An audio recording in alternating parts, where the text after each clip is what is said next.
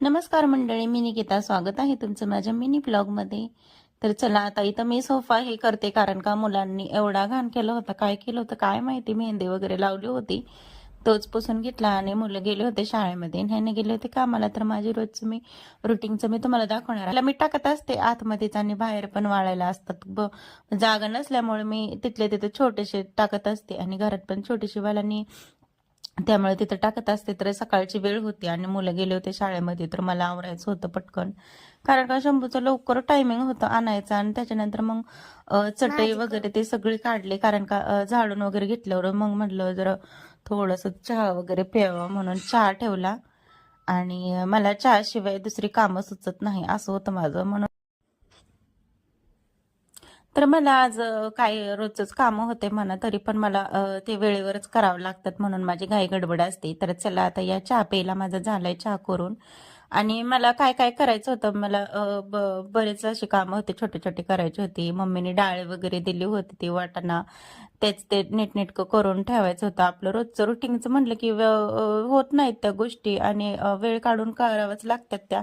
आणि मग रोजचेच हे माझं फ्रीज वगैरे पुसणं असतं, आणि त्याच्यानंतर गॅस हे सगळं धुवून पुसून माझं सकाळचंच मी शंभू परी गेल्यावर शाळेत मग करत असते, कारण काय तेवढंच टायमिंग असतो मला कामं उरकायचे पटकन.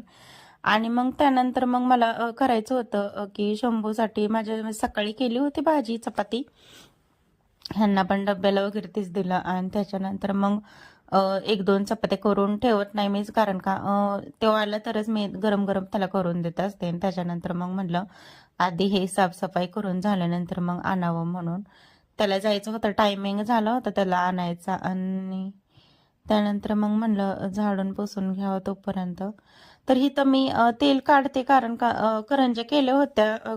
पोरांना आवडतात भरपूर करंज्या, म्हणून मी केल्या होत्या. तर त्याचं तेल उरलेलं होतं, ते काढते मी आता त्याच्यातलं, कारण का साचलं होतं. मग त्याच्यात एवढं मोठं भांडं त्यालाच गुंतून राहणार, म्हणून मी एका छोट्याशा डिशमध्ये काढून ठेवलं, जेणेकरून परत ते चपातीला वगैरे किंवा भाजीला वापरता येईल म्हणून.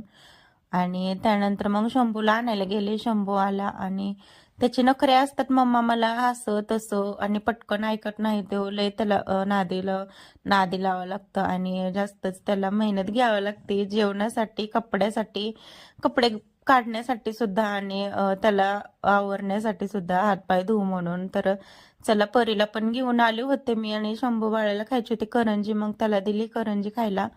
आणि त्याच्यानंतर मग मी इथं आता वाटाणे घेतलंय निवडायला, कारण का मम्मीने मागच्या वेळेस तुम्हाला सांगितलं होतं, आली होती त्यावेळेस तिने दिलं होतं. तर त्याच्यात